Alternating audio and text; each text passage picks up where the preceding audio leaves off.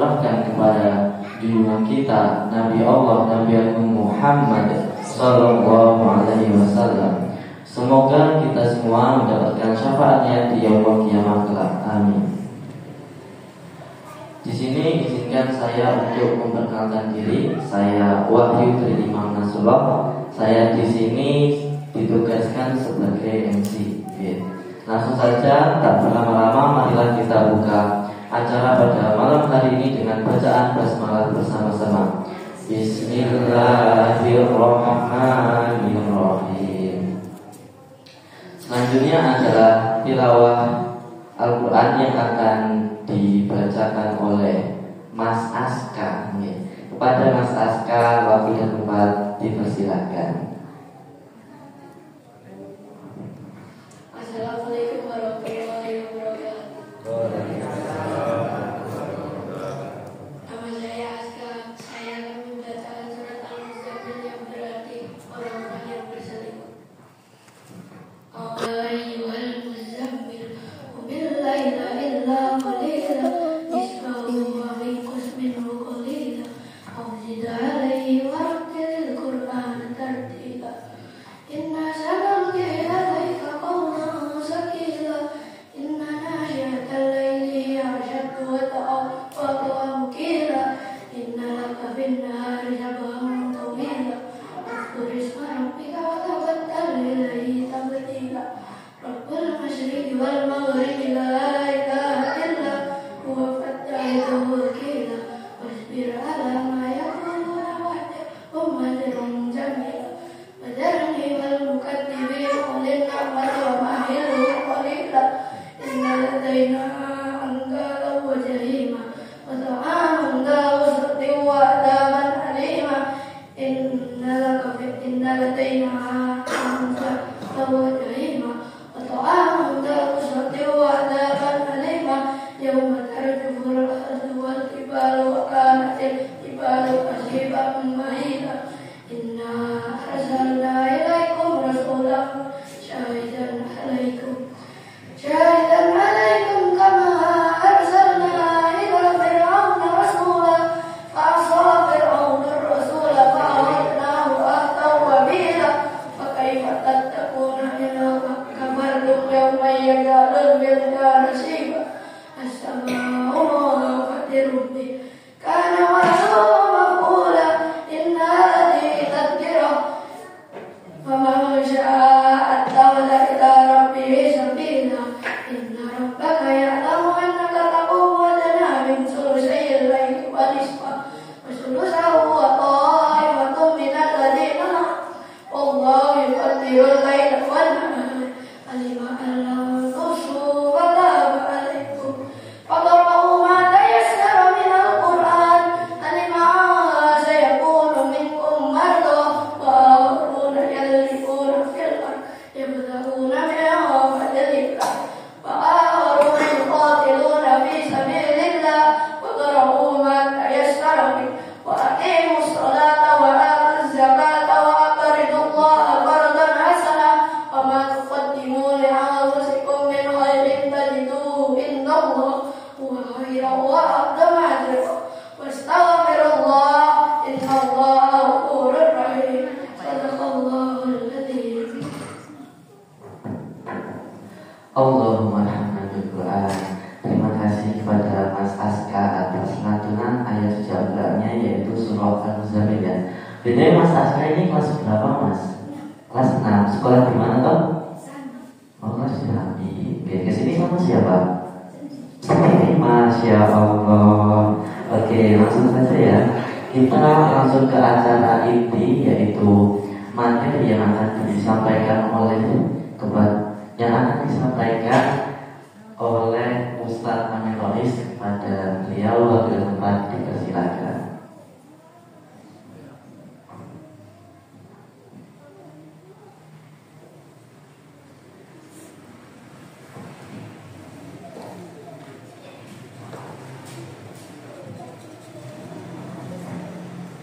Bismillahirrahmanirrahim. Wahai Jum'ahiyah dan Islamiyah dan Assalamualaikum warahmatullahi wabarakatuh. Alhamdulillahirabbil alamin wa bihi nasta'in wa ala umuri dunya waddin. Walhamdulillahilladzi khalaqa 'abdan wa khairu ma akhraja wa huwa al-wasawul ja'ala. Walhamdulillahilladzi hadana li hada wa ma kunna linahtadiya laula an hadana Allah. Innal hamdalillah nahmaduhu wa nasta'inuhu wa nastaghfiruh wa na'udzu billahi min shururi anfusina wa min sayyiati a'malina. Man yahdihillahu fala mudilla lahu wa man yudlilhu fala hadiya lahu. Asyhadu an la ilaha illallah wa asyhadu anna Muhammadan abduhu wa nabiyyuhu wa rasuluhu la nabiyya ba'da. Wassalatu wassalamu ala al-nuriyati wa syafi'il amin wa bil anbiya'i wal mursalin sayyidina Muhammadin sallallahu alaihi wasallam wa ala alihi wa tabi'ahu ila yaumil wa ba'd. Assalamualaikum warahmatullahi wabarakatuh. Jamaah sekalian, yang pertama dan paling utama mari kita panjatkan syukur kita kehadirat Allah Subhanahu wa taala. Allah yang telah memberikan kita berbagai karunia dan kenikmatan sehingga di malam hari ini kita bisa berkumpul bersama. Salawat serta salam senantiasa kita aturkan kepada Nabi besar junjungan kita Sayyidina Muhammad sallallahu alaihi wasallam wa ala alihi wa man tabi'ahu ila yaumil wa ba'd. Dan kepada Nabi Muhammad telah kita akan meminta syafaatnya, meminta agar kita diberikan izin untuk meneguh daripada dosanya. Tapi ibu sekalian, seribun kabarnya sehat insya Allah. Kolesterol mana badan kolesterol? Asam urat, darah tinggi. Kemarin darah tinggi itu tempe apa sate? Tempe. Cocok. Tempe yang mari darah tinggi. Asal ini gule, sesok sate ini insya Allah malah adem ayam. Ala kulli hal kita bisa bertemu bersama dalam kajian pada malam hari ini. Dan rukun ngaji niku sing penting nak kula tahapan pertama niki rukun ngaji niku tunggal teko babakan proyektor snack kemudian disoting ngeten iki niku sanes rukun ngaji niku tambahan ngoten niku. Jadi disoting ora disoting proyektor napa mboten snack kacang napa telon napa roti sing wingi viral niku ibaratnya ya tambahan gitu loh. Sing penting rawuh kemudian mendengarkan di Mas Rukun apa derek. Nah awal-awal ngaji niki mboten wajib lunga guys, sebenarnya teko sih. Menamun masuk semester kedua ya usahakan teko nggih diwidhanetaken, nggih memahami, nggih ngejake insyaallah. Ini Bapak Ibu sekalian, Bapak ini menika bab Mas'ul Khufain. Di pertemuan saderengipun kita ngaji tentang perkara wudu, syarat rukun wudu, pembatal wudu, sunah-sunah dalam wudu. Terus lagi muka apa mboten? Asik. Wah, asik berarti. Berarti siap untuk ujian semester tunggal. Nah, termasuk rangkaian dari wudu menika, menika Mas'ul Khufaini.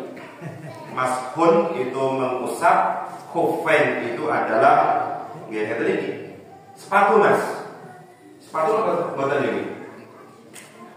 Nggih kaya sepatu, tapi saya sepatu. Kaya kaos kaki, tapi nggih saya kaos kaki. Nah, dia bagian dari rangkaian wudu. Bentuknya kira-kira nggih ngeten iki. Biasanya dia terbuat saking kulit. Kalau tidak kulit paling enggak dia dari kulit sintetis atau mungkin beberapa itu semacam karet atau busa. Ya bentuknya yang penting lentur dan tahan air. Itu bisa dikatakan juga dengan khuf. Jadi enten kaos kaki, enten khuf, sing jenenge khuf niku ngeten iki. Kemudian ada sepatu. Nah itu termasuk alas-alas kaki yang ada pembahasannya dalam agama kita dalam bab fikih niku sing ngeten-ngeten iki dibahas dan bisa dipraktekkan dalam keseharian ataupun dalam safar. Ini Mas'ul Khufaini. Masuk rangkaian wudu ngoten. Bukan pengganti wudu, bukan pula pengganti tayamum, tapi dia adalah pengganti mencuci kaki. Jadi yang lain wudu sempurna, baru pas bagian kaki itu bisa dengan diusap. Nah, kira-kira tata caranya, syarat rukunnya itu bagaimana? Nah, ini hukum menggunakan khuf.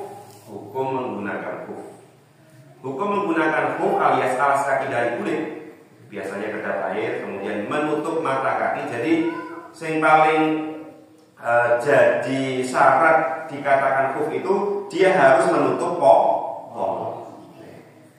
Nak ming sandal ceper, sepatu ceper, kemudian tidak sampai menutup mata kaki, ini pun direksa disebut sebagai khuf. Khufain adalah alas kaki dari kulit, biasanya kedap air dan menutup mata kaki,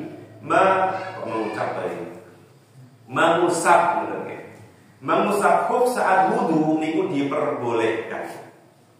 Boten haram, boten makruh, boten wajib, tapi dia yajuz ataupun diperbolehkan. Mengusap khuf saat wudu niku diperbolehkan. Untuk siapa? Untuk laki-laki maupun perempuan. Sing jalar saat wudu kemudian pakai khuf niku nggih saged ngusap. Sing setri ketika pakai khuf niku nggih saged mengusap. Kemudian apakah khusus untuk musafir? Boleh. Jadi mengusap khuf itu boleh untuk musafir ataupun boleh untuk juga orang mukim. Mukim niku tegese sinten nggih? Kula panjenengan enten giri boten lunga tebih-tebih niku mukim. Nak ming lunga Boyolali kota, Sambi, Sentek, modulasinya napa derek? Niku ya belum dikatakan safar. Saya katakan untuk nyandangannya gitu. Atau yang canggal toh itu istilahnya ya kita masih mungkin. Tapi nak mungkin ke Semarang kota atau ke Bogor Jakarta yaitu safar. Kedua-duanya entah di dalam rumah sekalipun itu boleh pakai khuf. Musafir pun juga boleh pakai khuf, hanya saja nanti ada perbedaan durasinya. Tapi intinya musafir ataupun mukim itu diperbolehkan untuk menggunakan khufain. Kemudian entah dalam kondisi darurah atau dalam kondisi ghairu darurah, dalam kondisi darurat atau enggak darurat, sama-sama boleh menggunakan khufain. Dalam kondisi kademen atau ora kademen boleh pakai khufain. Dalam kondisi sakit atau tidak sakit boleh pakai khufain. Jadi sekali lagi khufain itu ibaratnya ya salah satu pilihan dalam bersuci. Dia tidak mensyaratkan musafir, loro, kademen enggak. Dalam kondisi biasa pun kita semuanya diperbolehkan untuk menggunakan khufain ini. Dalilnya diantaranya adalah An Ali bin Abi Thalib radhiyallahu anhu, dari Sayyidina Ali bin Abi Thalib, mantunya Rasulullah Shallallahu Alaihi Wasallam, termasuk juga sekaligus sepupunya Rasulullah. Lau kana ad-dinu bir-ra'yi lakana asfalul khuffi aula bimasih min a'lahu wa qad ra'aytu Rasulullah sallallahu alaihi wasallam yamsahu ala dhahiri khuffaihi. Seandainya agama itu dengan logika semata, maka tentu bagian bawah khuf itu lebih pantas untuk diusap daripada bagian atasnya. Jadi sahabat Ali radhiyallahu anhu juga ingin menegaskan bahwa beragama itu yo ada logikanya, tapi juga ada yang sifatnya wahyu. Logika itu berarti ada sabab musabab, kemudian miturut pemahaman menungso itu logika. Tapi beragama itu ada yang menggunakan logika, ada yang tidak sesuai logika. Dan kita sebagai muslim itu tidak perlu minder kalau seandainya dalam agama Islam orang logis. Kan biasanya kalau panjenengan, apalagi di era modern, Islam itu agama yang modern, maka dia harus sesuai dengan akal. Iya, ada bagian Islam yang sesuai dengan akal, maka dia dikatakan sebagai makulun atau rasional. Tapi dalam agama itu tidak semuanya harus netepi akal. Karena apa? Karena agama Islam itu dari wahyu, sedangkan akal itu dari manusia, dan tidak boleh kemudian sesuatu yang dari wahyu itu kudu tunduk karo akal. Bahwa akal mensupport atau mendukung wahyu itu adalah sesuatu yang boleh dan kemudian dibutuhkan. Menggunakan akal untuk membaca Al-Quran itu dibutuhkan. Tapi kemudian jangan sampai Al-Quran, wahyu, syariat, agama itu semua-muanya kudu tunduk marang akal. Itu bukan asal. Maka sekali lagi sebagai muslim boten sak minder kalau seandainya dikatakan dalam agama Islam itu ada sesuatu yang ghairu makul. Karena secara fikih itu kan biasanya ada istilah ibadah mahdoh. Ada ibadah ghairu mahdoh. Mahdoh itu maksudnya ya ghairu makul makna orang logis. Kalau ghairu mahdhah, justru dia adalah ibadah yang maqulatil makna ataupun ibadah sing utek iku nyambung. Sebab-sebabnya apa niku nyambung. Contoh Isra Mi'raj. Itu ya sampai sekarang secara logika itu mungkin orang belum memahaminya. Isra Mi'raj ini apa tadi? Satu malam, bukan satu malam, mungkin ya setengah malam kok iso ke Sidratul Muntaha. Berarti iso PP saking pundi niku, saking Mekah menuju pundi? Palestina. Nah, Isra niku kan dari Makkah menuju Palestina. Kubah pertamanya sahabat dan Nabi ketika itu miturut logika nggak logis, tapi sebagai seorang Muslim dia percaya saja. Jadi sekali lagi, boten Islam anti akal, anti pikiran, anti logika boten. Tapi jangan kemudian agama itu semuanya harus ditundukkan dengan akal. Bisa jadi memang sebuah kebenaran yang diturunkan dalam agama itu akalnya yang lemah untuk memahaminya. Kayak ya sampai sekarang, dulu kan kita sering mendengar di yaumil kiamah kelak, di yaumil hisab kelak, kula panjenengan itu akan diperlihatkan catatan-catatan amal. Diperlihatkan, mboten diperdengarkan.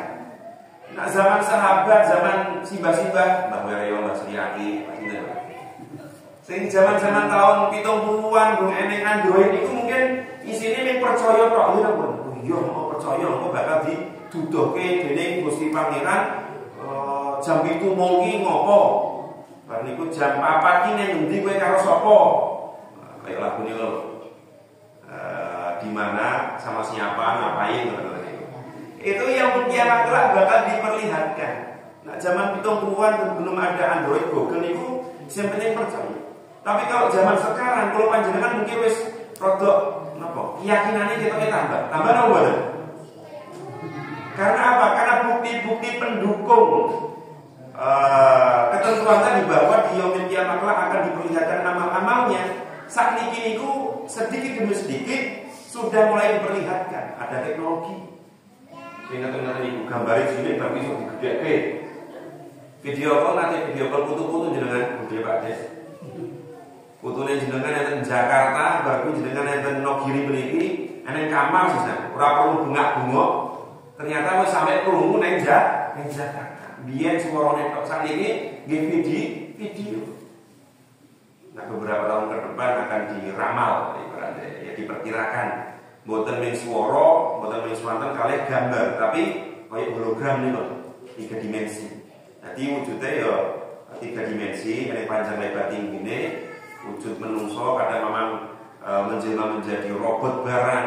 Itu kecanggihan-kecanggihan teknologi yang akal itu dulu belum mampu menerimanya, tapi sekarang sedikit demi sedikit menerima dan mempelajari. Dan bahkan kalau panjenengan di kalian sudah mempraktekkan. Ini penegasan tentang yaitu bahwa ingin menjelaskan bahwa Islam itu bukan anti akal, tapi akal dalam agama itu dipakai hanya saja ada batasan-batasan karena akal itu tidak sempurna. Sedangkan wahyu Allah itu sempurna. Seandainya agama itu dengan logika semata, maka tentu bagian bawah lebih pantas untuk diusap daripada bagian atasnya. Sayyidina Ali ngomong seperti itu karena memang Sayyidina Ali itu kan ya babul ilmi juga. Sayyidina Ali termasuk orang yang cerdas, sahabat yang cerdas. Tapi secerdas-cerdasnya beliau tetap tunduk dengan wahyu Allah Subhanahu wa ta'ala. Kemudian mengatakan yang agama itu hanya logika semata, kudune sing diusap kuwi bagian sepatu ngisor. Tapi ternyata mengusap kuf itu yang diusap kuwi ngisor apa dhuwur? Dhuwure. Jadi mungkin tata cara pengusapannya ada, tapi hadisnya ini ingin menegaskan bahwa mengusap kuf itu bagian dari atasnya. Namun sungguh aku sendiri telah melihat Rasulullah SAW mengusap bagian atas kufnya. Rawahu Abu Dawud, Rawahu Al-Albani. Dan kedua dari Mughirah bin Syu'bah radhiyallahu anhu menuturkan, kuntu ma'an nabi fawaddu'a fa ahwaytuni anzi akufaihi fa qala da'huma fa inni adkhaltuma ila akhirih. Jadi dari Mughirah bin Syu'bah, sahabat yang ketika itu barengi ngancani Rasulullah. Aku pernah bersama Nabi Muhammad SAW Ketika beliau berwudu, aku pun turun untuk melepaskan kedua sepatu beliau. Kemudian beliau bersabda, biarkan, ojo mbok lepaske. Ini adkhaltuhuma tahirataini. Karena sesungguhnya aku memasukkan kakiku ke dalam khuf tadi dalam kondisi suci. Artinya ini dalil bahwa Nabi ketika pakai khuf pas wudu, khufnya niku mboten dilepas, cukup diusap. Atas Nabi Muhammad SAW mengusap kedua sepatu atau kedua khuf tersebut. Muttafaqun alaih. Nah, muttafaqun alaih itu berarti sing riwayatke dan menika Bukhari kalian Muslim. Menika syarat mengusap khuf. Jadi bukan sembarang usap, tapi ada syarat-syaratnya. Jadi kalau dua cuma di Solo. Yang ada dua dulu, salah satunya saya ngasih rencang Uzbekistan. Jadi di Uzbek itu nggak ada musim dingin, pas di Korea itu musim dingin. Kemudian imam ini hadiah untuk kamu. Tak buka tanya takuf dan kenapa nih? Dia kedap air, tidak asli dari kulit tapi dia dari semacam produk sintetis seperti itu dan dia kedap air. Dan ini kurang lebih seperti yang difoto. Syarat mengusap khuf yang pertama, saat mulai memakai khuf, pastikan kondisi kita dalam kondisi suci sempurna. Jadi boten kondisi junub, tapi juga boten kondisi badan. Sekali lagi, nak kalau panjenengan pengen betul khuf atau pengen memakai khuf agar nanti ketika wudu niku cukup diusap khufnya tanpa harus melepas, tanpa harus mencuci kaki, maka sadar ini jenengan mlebokke kaki ke dalam khuf itu pastikan kula panjenengan dalam kondisi suci hadas akbar ataupun hadas asghar. Ya, suci dari hadas yang besar ataupun hadas yang kecil. Jadi nak boten junub tapi ngentut atau mungkin batal, ya tetap wudu riyin baru kemudian dimasukkan. Bahwa kemudian sejam setelahnya kentut batal, ya nggak perlu membuka khuf lagi, tetap dipakai saja sampai di waktu jenengan pengen wudu. Intinya pertama adalah pastikan kita dalam kondisi thaharah yang sempurna. Thaharah sempurna niku mboten kedah, oh berarti kudu mandi besar dhisik, mboten. Kalau dalam kondisi mboten junub ya tidak perlu mandi besar, tapi yang penting harus berwudu. Yang kedua, khuf dalam kondisi suci. Khufnya itu atau sepatu jenengan itu dalam kondisi suci, maka tidak boleh khuf terbuat dari benda najis. Maka perlu diperhatikan khuf kula panjenengan, sepatu kula panjenengan niku kira-kira nak dia dari kulit kira-kira kulit babi apa kulit sapi. Kalau kulit babi atau kulit segawan niku tetap najis. Sana dia tadi dipakan Mas Ustaz. Mungkin masuk makan sepatu kulit digoreng dan dirambak nih loh. Tetap jadi kriteria halal haram itu tidak selalu kaitannya kalian Jadi kalau seandainya sepatu kita itu terbuat dari anjing atau babi, ya itu tetap najis. Kalau seandainya dari sapi, tidak najis. Tapi kalau dari bangkai sapinya najis. Tapi kalau kulitnya sudah disamak, niku kulitnya berubah menjadi suci. Jadi bisa digunakan untuk jaket atau sendal atau tas dan sebagainya. Tidak najis lagi. Jadi sekali lagi, bangkai hewan yang boleh dimakan itu awalnya adalah haram najis, tapi ketika kulitnya itu disamak itu menjadi suci. Nah, khuf dalam kondisi suci, maka tidak boleh khuf terbuat dari benda najis. Kemudian yang ketiga, khuf menutup kedua mata kaki. Jika pun ada sedikit bolong maka termaklumi. Khuf terbuat dari khuf itu kudu nutupi mata kaki, kudu nutupi polok. Jadi entah khuf atau sepatu. Nah, jenengan punya praktek yang kayak tadi niku kedah nutupi polok. Kemudian yang terakhir, khuf terbuat dari bahan yang kuat digunakan untuk jalan.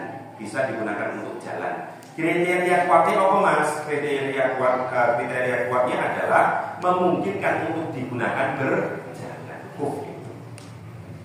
Jadi kalau seandainya dengan pengen praktek nonton itu, aku pengen koyo ning sekai jarene anak wudu subuh gak kadung jenengan, kemudian ora pengen basuh kaki, tak bundelan plastik wae. Bagi tak usap dhuwur plastike. Nah niku mboten angsal. Karena sanajan plastike jenengan niku nutupi kolok, tapi kan dia terbuat dari bahan yang lemah, bukan sebuah bahan yang standar untuk digunakan berjalan. Jadi mboten angsal, kemudian kuf niki dipodok-podokke karo plastik bagor, apa mungkin sing liyane sih memang tidak proper, tidak kuat untuk digunakan berjalan. Itu syarat-syaratnya. Sekali lagi, pertama, ketika memasukkan dalam kondisi suci, kita sudah berwudu. Yang kedua, kufnya sendiri itu bukan terbuat dari benda najis dan juga harus suci. Nah, kuf yang kena telak berarti harus disucikan dulu. Kemudian yang ketiga, kuf harus menutup mata kaki. Dan yang terakhir adalah kuf terbuat dari bahan yang kuat dan memungkinkan untuk dipakai berjalan. Maka itu kuf. Kemudian durasi pemakaiannya, durasi itu tempo atau jam-jamane. Bagi yang bermukim, durasi ini adalah 1 hari penuh atau 24 jam. 1 hari penuh atau 24 jam. Contoh jenengan tindakan safar nih, anggap saja kita mungkin. Contoh jenengan teng Solo kantor, kemudian jenengan ngasih buffet jam 6 pagi. Jenengan kan Solo berarti ya belum masuk kategori safar, ya apalagi yang dekat gitu kan. Solo pun di sini cekak begini. Solo Jajar, atau mungkin Sukoharjo, Kartosuro. Koyo ning wong catur neng Besrikan ngomong aku sudah di Semarang gitu. Ya tetap itu kan walaupun sudah beda administrasi, tapi tetap dia belum bisa dikatakan sebagai musa. Jadi umpamanya jenengan ke kantor yang tidak memiliki jam 6 jenengan pakai kuf, maka hitungan 1 hari atau hitungan 24 jam itu terhitung sejak jenengan batal. Contoh, nganggone jam 6 pagi, tapi batalnya jenengan jam 10 atau jam 9, katakan jam 9. Maka durasi 24 jam itu terhitungnya dari jam 9 saat dengan batal sampai jam 9 besok. Bukan dihitung dari awal pakai kuf. Jadi ngitungnya bukan sejak memasukkan kuf, tapi sejak terhitung batal. Itu bagi mukim atau musafir cara ngitung mulai ini itu. Tapi durasinya bagi mukim adalah 1 hari penuh 24 jam. Tapi kalau bagi musafir durasinya adalah 3 hari. Sanadyan safarnya mungkin lebih dari 3 hari Mas. Nggih. Walaupun safarnya lebih dari 3 hari, paman 5 hari atau mungkin 7 hari, tapi durasi maksimal pakai khuf bagi musafir itu mentoknya 3 din. Lebih dari itu berarti kalau mau pakai lagi ya diulangi wudu dulu kemudian dimasukkan di ngoten.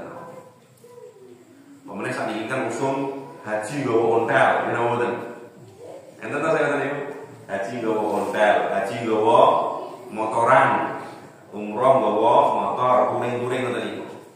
Nah itu sekalipun mungkin durasi mereka mungkin 1 bulan perjalanan dan mereka safar. Selama 1 bulan berarti mereka jamak kosong terus nggih. Tapi untuk durasi pemakaian khuf itu maksimal hanya 3 hari. Kalau ingin mengulangi maka ya diulangi, dicopot dulu, kemudian toharoh dulu secara biasa sempurna, baru kemudian memakai lagi sampai 3 hari ke depan. Diulang sampai selesai safar. Kemudian cara mengusapnya pripun? Cara mengusapnya berarti saat berwudu semua anggota wajib wudu dibasuh secara standar.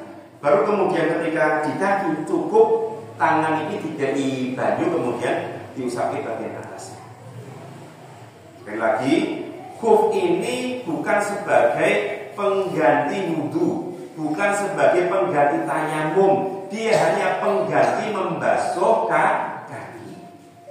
Jadi nak dengan tas wudu yang memiliki sunaiin membersihkan 2 telapak tangan, kemudian wajah, kemudian tangan, kemudian rambut, kemudian surat telinga. Baru setelah membasuh rambut ataupun telinga, mau membasuh kaki, khuf mboten usah dilepas atau sepatu nggak usah dilepas. Cukup tangan basahi kemudian di selapatkan dari dulu. Kalau dua ketiga itu sudah sah.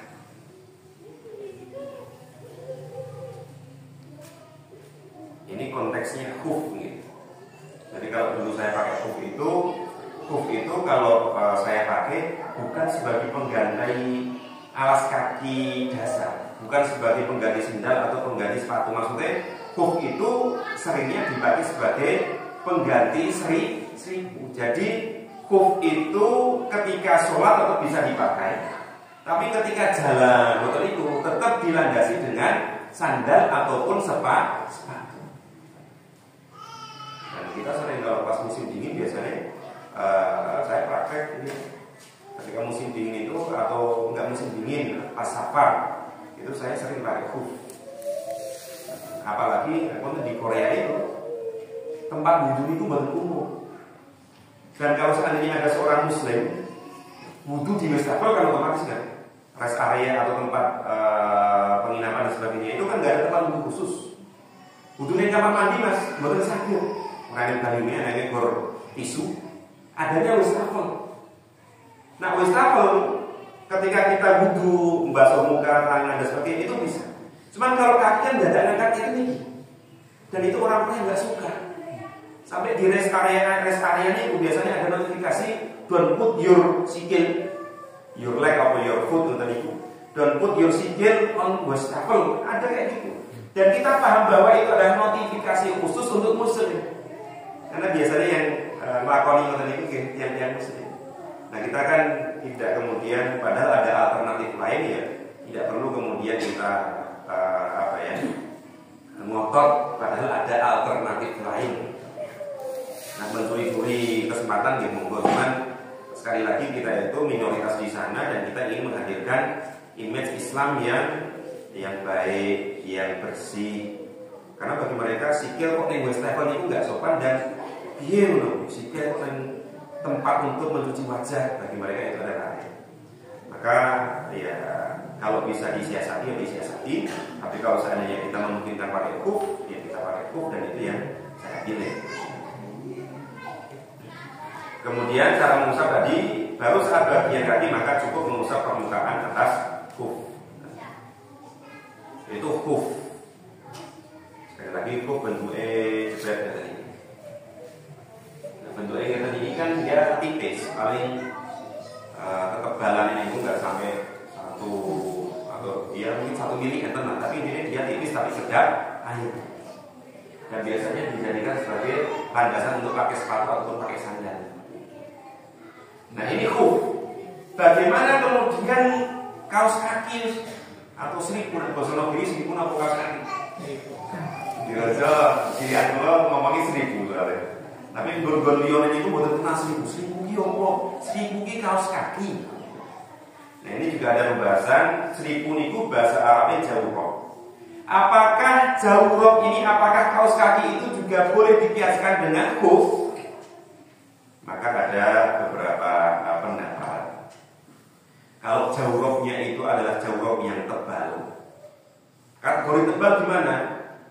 Dalam fikih wadahnya Syekh Muhammad Bakar Ismail itu mengatakan kalau seandainya jawrabnya itu thahinun ghalidun dzu safatin, artinya tebal itu boleh dikiaskan dengan khuf dan boleh kemudian diusap saja.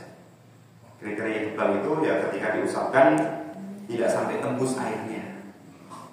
Tapi nak miturut kula 1000 di Indonesia itu sebenarnya tidak didesain untuk itu. Rata-rata tipis. Tapi kalau 1000 di luar negeri yang di sana ada musim dingin itu memang 1000-nya 1000 kandel. Itu kalau 1000-nya itu dengan kategori yang tadi tebal kemudian tidak tembus air, maka dia dibolehkan untuk diusap. Jadi sekali lagi menjadi rukhsah, menjadi peringan bagi muslim-muslim yang ada di negara-negara dengan cuaca-cuaca ekstrim. Tapi jika jawrab itu tipis tidak boleh. Ikilah yaitu zulmas ala zawrabi dalam takun sofiqotan wa hadza madhhabul jumhur.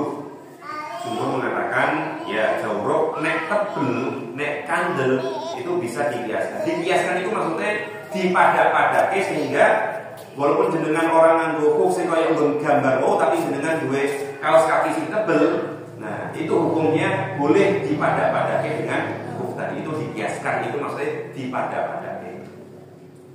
Madzhab jumhur Hanafiyah, Syafi'i, Hanabilah itu memperbolehkan. Kemudian lagi ini, bagaimana dengan sepatu? Nah, sepatu itu kan pertama dia lebih kandel, Mas. Kemudian dari kulit asli biasa.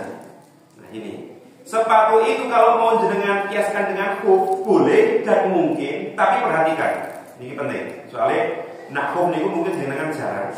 Tapi nak sepatu, insya Allah ya sering tadi. Mereka itu sepatu buat naik sawah kan.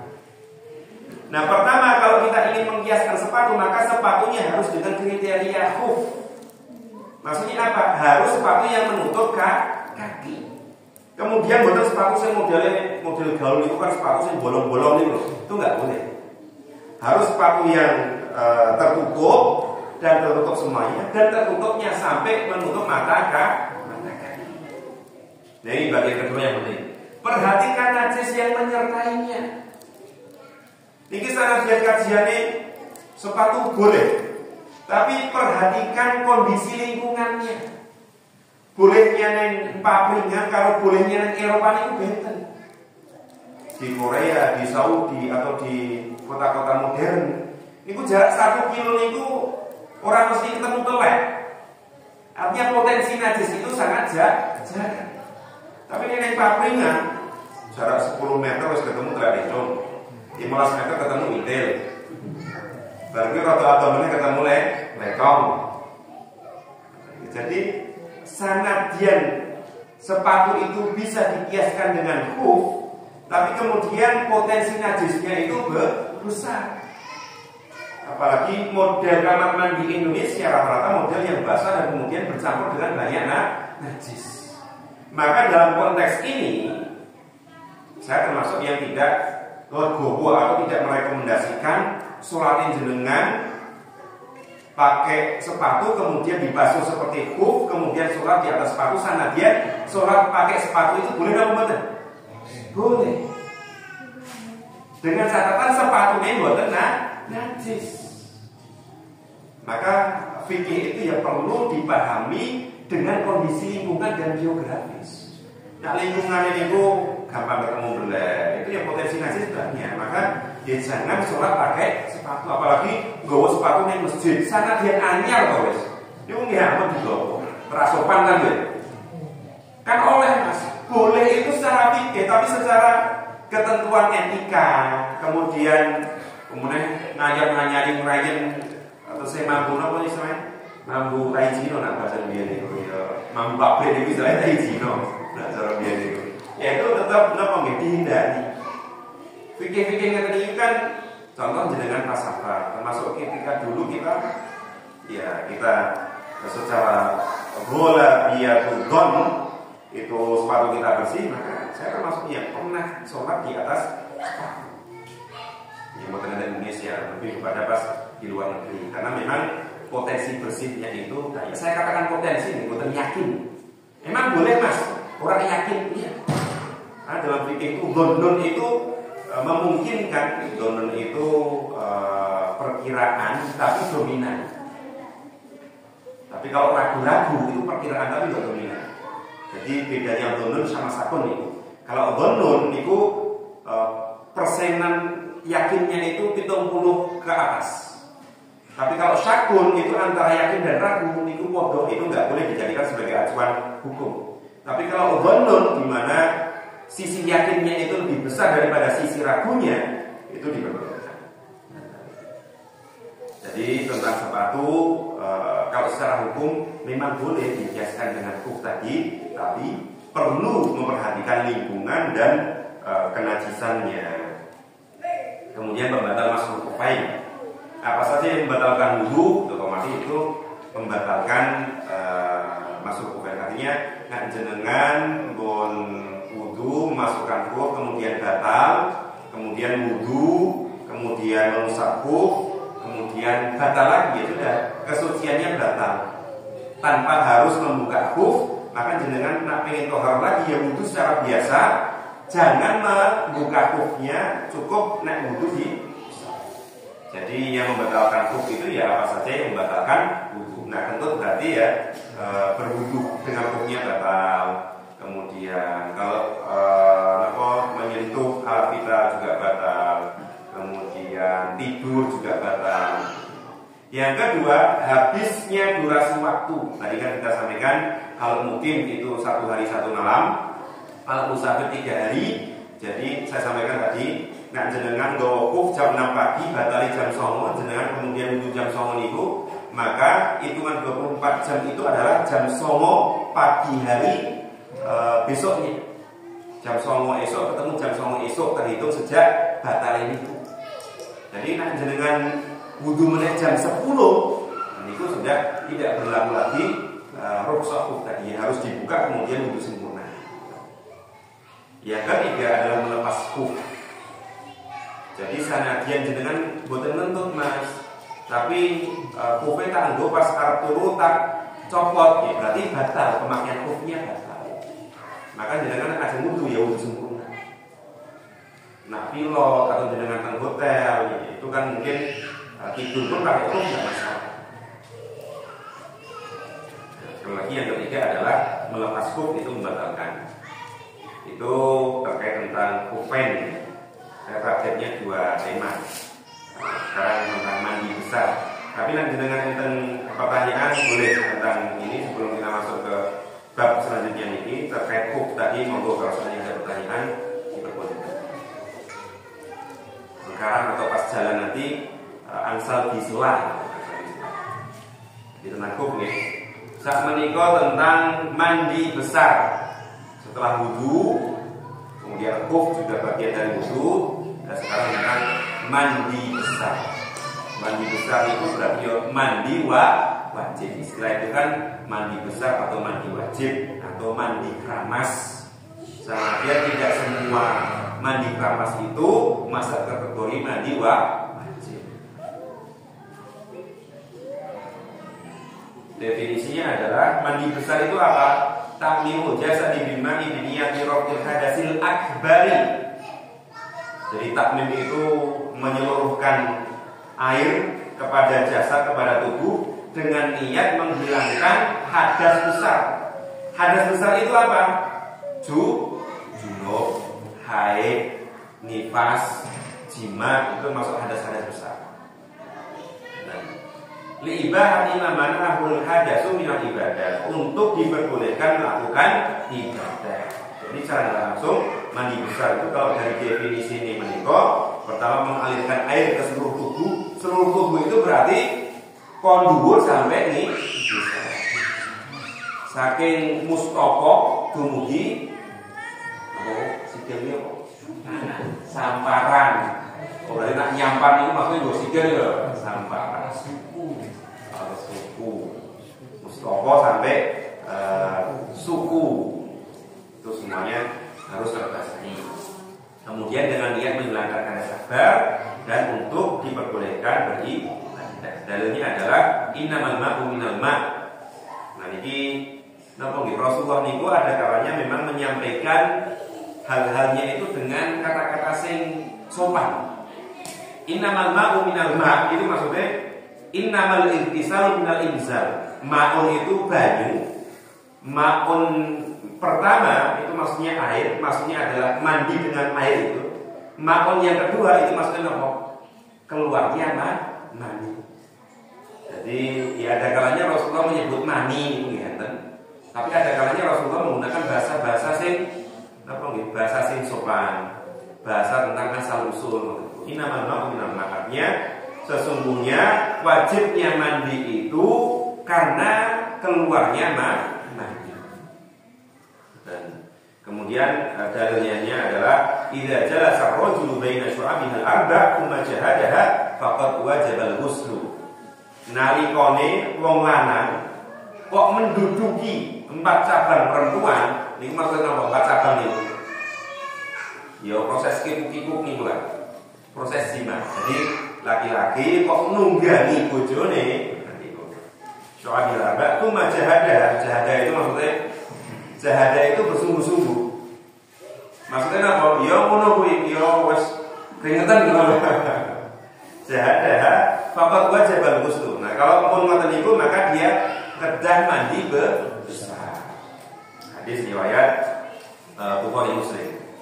Bahkan ada tambahan dalam Muslim wa in lam yanzil, sekalipun ngapunten tidak keluar mandi.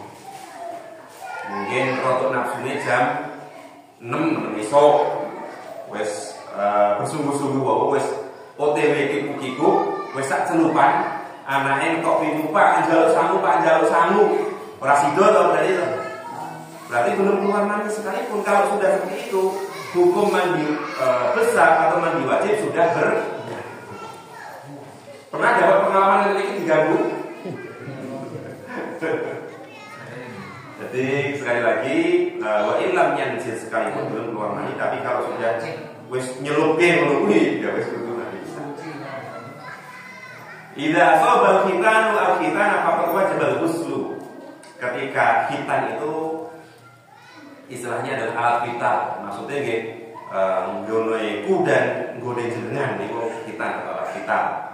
Idza asaba al-khitanu aw khitana faqad wajib al-ghusl. Kalau seandainya alat vital ketemu alat vital, berarti lagi gesek-gesek atau niku. Itu juga sudah wajib al-ghusl, sudah harus mandi besar. Jadi ngapunten nak ming ambung-ambungan, peluk-pelukan, belum ketemu hitam, belum dicopot, itu belum wajib mandi besar. Tapi kan enten mungkin orang dicopot Mas, tapi birahi berkuwi keluar mani ya itu sudah mandi besar. Itu sudah harus mandi wajib atau mandi besar. Tapi kalau seandainya dia lebih peluk-pelukan, ambung-ambungan, belum buka-bukaan dan juga tidak keluar, yaitu belum wajib mandi besar. Itu diantara dalil-dalilnya. Kemudian kapan wajib mandi besar? Pertama, keluarnya mani saat tidur maupun terjaga atau melek. Ini wong lanang nggih, wong lanang membayangkan macam-macam iki. Jadi kapan wajib mandi besar? Keluarnya mani saat tidur maupun terjaga saat melek, disertai dengan rasa enak. Karena memang di dalam kitab ini dikatakan biwujudi ladatin atau ada unsur enaknya. Keluar mani saat tidur, kemudian dia bermimpi, kemudian keluar mani, itu harus mandi besar. Kemudian walaupun tidak, nah benar ya tadi, walaupun tidak tidur dalam kondisi terjaga, kemudian dia membayangkan sesuatu sampai terpancing sampai keluar mani, itu pun juga sudah harus mandi besar. Tapi jika maninya itu keluar karena sakit, maka statusnya cukup dihukumi seperti kencing, cukup berwudu. Jadi ini hadisnya dari sebelumnya dari Abdullah bin Abbas. Abdullah bin Abbas niku sak nalika salat ngenten masjid ngeten iki, kemudian sahabat lainnya niku adalah lain ngenten masjid. Kemudian ada seseorang yang datang kepada sahabat tadi ingin bertanya, wahai para sahabat, aku ini keluar mani, tapi goro-goro loro, aku rajina, aku orang ngopo-ngopo, tapi ya biasanya goro-goro loro keluar mani, kira-kira apa yang harus saya lakukan? Maka para sahabat sing jagungan wau itu akhirnya memfatwakan, ya udah kalau keluar mani kamu harus mandi besar. Maka dia pulang.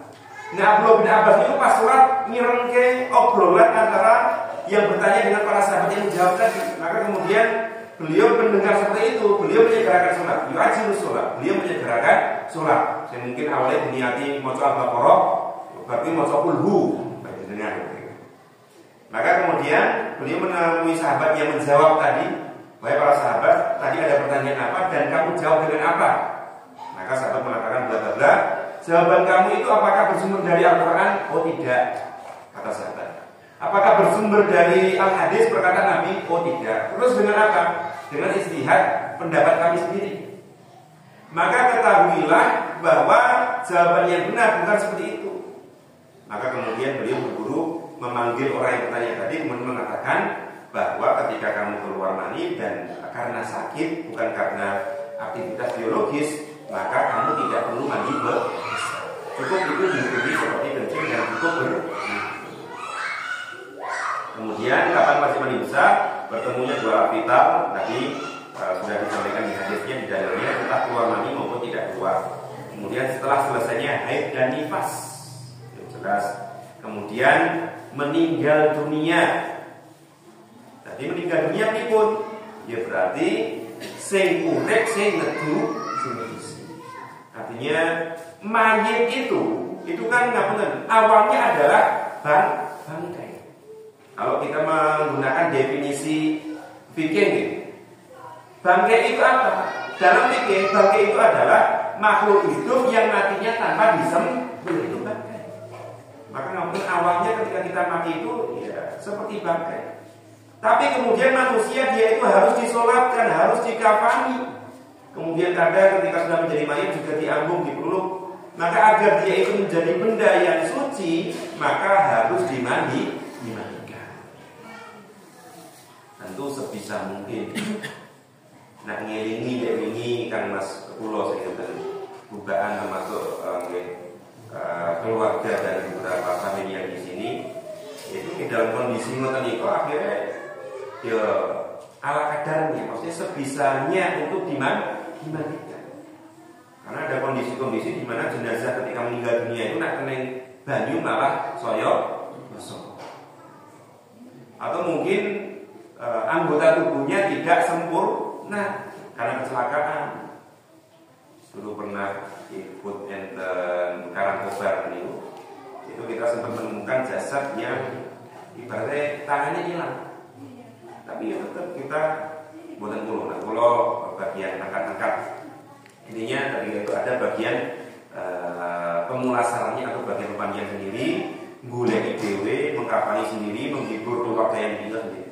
Jadi nak fikih bencana ini Pak, kalau kita nih, kalau ada bencana itu biasanya itu akan bagi tugas. SAR itu yang mengidentifikasi mana mayat yang tertimbun dan mereka mencari-cari. Ada ilmu alamnya wonten, ilmu titanya wonten. Di antara yang saya ingat itu di Karangkobar itu kan bencana longsor dan juga ada beberapa genangan air. Itu bukan kemudian diduduki satu-satu, tapi dengan mengidentifikasi genangan air. Nah, genangan air menika muncul kerumpul-kerumpul atau gelembung-gelembung itu. Kemudian ada minyaknya campur dengan minyak, besar kemungkinan di bawahnya itu ada jasadnya. Nah, pas saya di sana itu Ndolai masih menemukan dua. Nah, dihitung bayi ini berarti 3. Salah satunya adalah korban yang dia tadi ketika dimandikan tangannya pun hilang. Ya sudah, kita mandikan apa adanya. Nah, dalam konteks seperti yang almarhum kecelakaan Elizabeth I kemarin, itu kan ada yang luka bakarnya parah. Nah, kesaksian Om Jito, Mas Jito itu yang kemarin dari pihak keluarga yang diminta wajib hadir ke Bali, itu mengatakan alhamdulillah almarhum Mas Wahyono termasuk korban meninggal terbakar dengan luka bakar yang tidak banyak. Bahkan kalau tutupi beberapa contoh-contoh kebakaran itu, ibaratnya bisa dibilang untuk orang yang meninggal karena kebakaran itu bersih. Yang terbakar parah itu hanya bagian hidung sing lain. Lainnya itu paling abu ireng, kemudian dibuatkan entek, kemudian jadi abu itu enggak, ternyata enggak, kemudian tinggal tulangnya itu sudah enggak. Jadi bisa dibilang 95 jasadnya itu masih normal. Kemudian diceritakan meninggalnya dalam kondisi sedang sikil dilurus. Kemudian dengan korban lainnya itu ilatnya mewek, kemudian kakinya juga kira diimpuke. Seperti itulah kondisi-kondisi kita mati itu kan mungkin berbeda-beda. Watok mau TV amrin hakirin atau mau TV amrin azim. Jadi rasane mati niku buah arep kaya apa wae itu sami. Tok mun mau rasa mati fi amrin hakirin dalam kondisi yang ngenes atau fi amrin adimi dalam kondisi sing waktu ini dhuwur kasur itu ya secara rasa itu besarnya sama. Jadi walaupun husnul khotimah, walaupun dalam kondisi syahid, tapi kondisi mati itu ya sakit. Rasulullah sendiri ketika meninggal dunia, ya beliau syahid. Walaupun bukan syahid dalam peperangan, tapi beliau tentu mendapat pahala syahid, tapi beliau merasakan sakit. Kemudian tadi ketika orang meninggal dunia itu ya mereka sekali lagi wajib untuk dimandikan ketika memungkinkan. Saya katakan ketika memungkinkan karena dulu juga kami punya pengalaman di Korea itu ada jenazah, kita akhirnya hanya memungkinkan untuk mengkafani dan menyolatinya. Karena apa? Karena jasad itu keluar dari rumah sakit sudah dalam kondisi dibalsem karena diotopsi. Jadi kita ngafani itu kepalanya pun jahitan, berikinya jahitan setengah ini, dan sudah dalam kondisi dibalsem. Kalau itu kena air, otomatis ya sampai Indonesia jasadnya kan dikirim ke Indonesia. Itu ya wis ya mampu, nggak bisa diapa-apakan dan mungkin nggak bertanya. Kemudian rukun mandi besar. Ini ya 5 menit lagi. Rukun mandi besar pertama adalah niat dihadirkan saat mulai mandi. Kemudian mengalirkan air ke seluruh tubuh dari atas sampai bawah, kemudian mualah atau berkelanjutan. Gampangnya ketika mandi besar itu mandi keramas sak dekat. Artinya, nah pulau panjenengan mungkin keramasnya kan mandi keramas itu secara terpisah ya, keramas dhisik tanpa memastikan air yang lainnya itu mengenai seluruh tubuh, baru disambung dengan mandi. Itu belum mandi besar. Jadi ada jeda keramas dhisik, baru selesai keramas, kemudian merujuk awake. Itu belum masuk kategori mualah atau berkelanjutan. Tapi di sana ada jeda. Kemudian keramas dhisik, baru tinggal malik tempe, malik gerak, tapi bebetan, melepuhin kamar mandinya, yaitu belum. Sanadyan adus keramas, tapi kalau ada jeda seperti itu belum terhitung seperti mandi besar. Kemudian itu nih, jadi mandi besar itu mengalirkan semua air ke dalam tubuh. Sanadyan renang, langsung jegur neng kedung atau neng telatak atau neng pancah, ya itu bisa.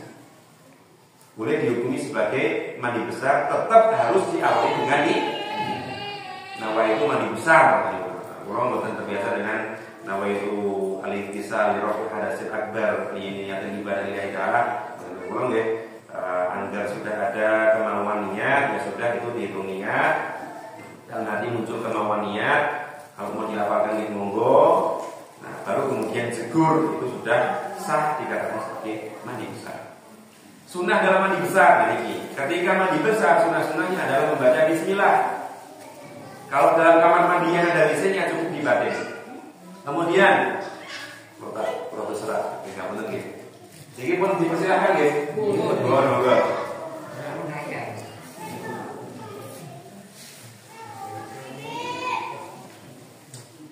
Teh jahe, lo request. Maksud susu jahe terus teh jahe. Nah demi kan roti. Sesekali saya godok-godokan akhirnya muncul kacang nih.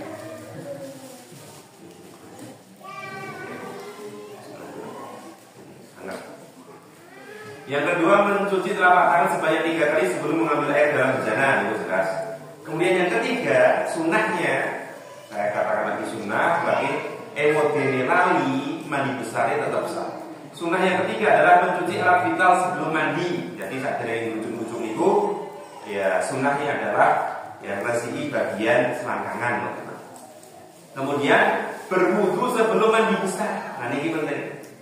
Dulu biasanya kalau itu nak mandi besar tujuannya ya wudu dhisik.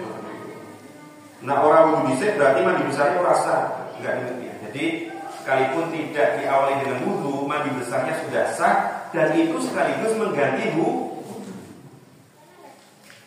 Kemudian memulai dari atas dan bagian kanan. Kemudian mengguyur 3. Apakah boleh mandi besar saja tanpa wudu? Ya, diperbolehkan sholat atau ibadah lain yang mensyaratkan thaharah hanya dengan mandi besar. Contoh, jenengan selesai hubungan badan, kemudian mandi besarnya sing ala rukun itu. Niat kemudian berujuk banyu sedanten, dipastikan semua badan itu terkena air, ibaratnya tanpa nggawa sampo clear, tanpa nggawa sabun Gif atau Lifebuoy atau Biore. Itu kemudian jenengan langsung sholat tanpa ditambahin wudu, niku sah. Karena apa? Mandi besar itu kan rukun hadasil akbar atau menghilangkan hadas akbar. Dan wudu itu menghilangkan hadas kecil. Tegese logikane ketika hadas akbar sudah terhilangkan, maka hadas kecil pun juga sudah hilang. Dan seketika itu juga jenengan langsung bisa nindakake sholat. Kalau mau wudu lagi nggih monggo, tapi itu bukan sebuah keharusan. Kemudian, nah tadi ingat mandi besar yang bisa menggantikan wudu adalah mandi besar yang tidak melakukan pembatal wudu.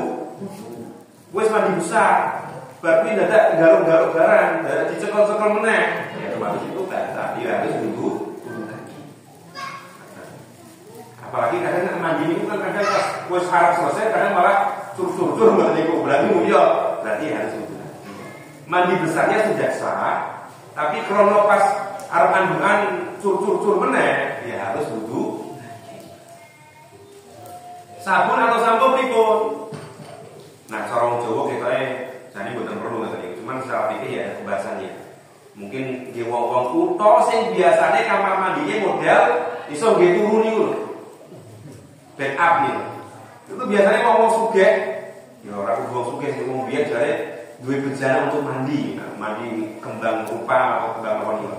Kalau konteks sekarang mungkin ya nggawa gift nih.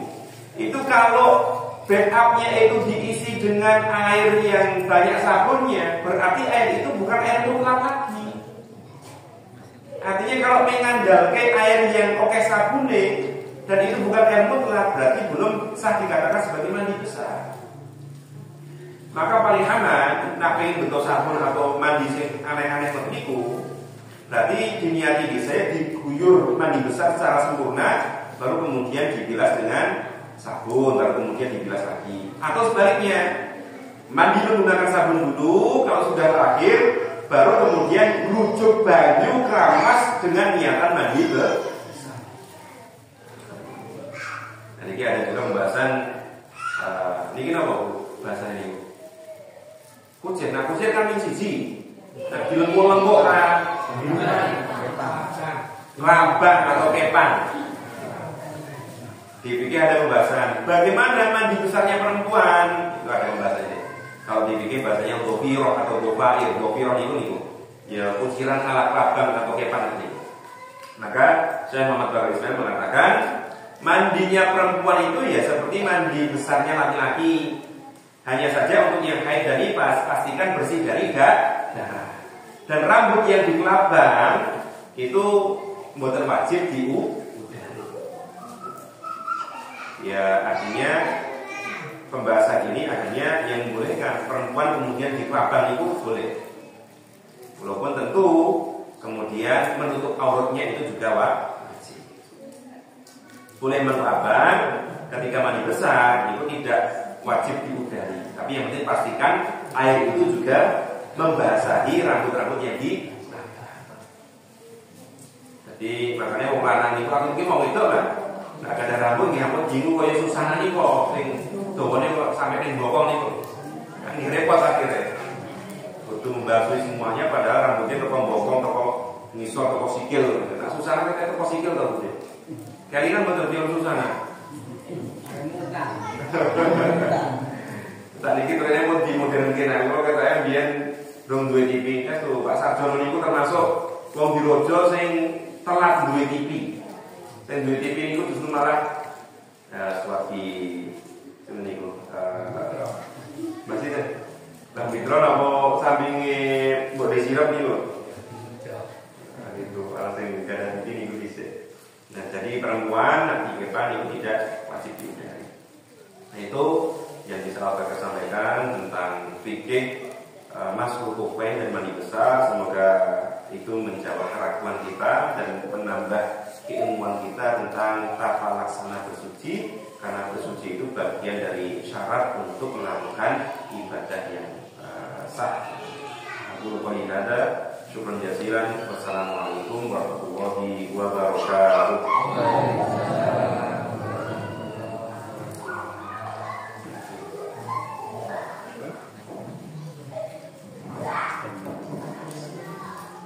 Terima kasih kepada Ustaz Amin Faiz atas pemaparan materinya tadi. Semoga dengan apa yang disampaikan oleh Ustaz Amin tadi dapat menambah wawasan dan dapat kita terapkan dalam kehidupan sehari. Selanjutnya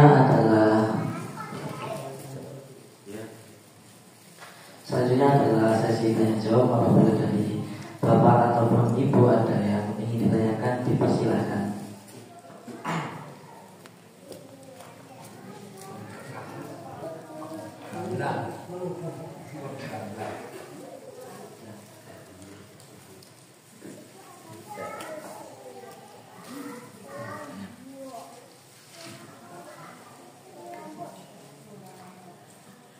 Monggo sambil disambi.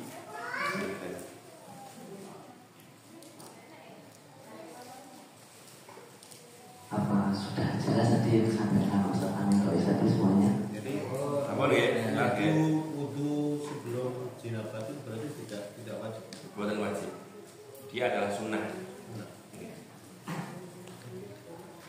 Dan mandi wajibnya itu sudah mewakili wudu itu. Ada lagi orang dari ibu-ibu? Mungkin ada yang ditanyakan dulu. Oke, kalau tidak ada, kita akhiri aja ya. Maka kita akhiri dengan bacaan alhamdulillah dan doa kafaratul majlis. Alhamdulillahirabbil alamin. Subhanakallahumma wa bihamdika asyhadu an la ilaha illa anta astaghfiruka wa atubu ilaik. Sekian dari saya. Apabila ada salah kata atau perilaku saya mohon maaf. Wabillahi taufiq wal hidayah. Wassalamualaikum warahmatullahi wabarakatuh.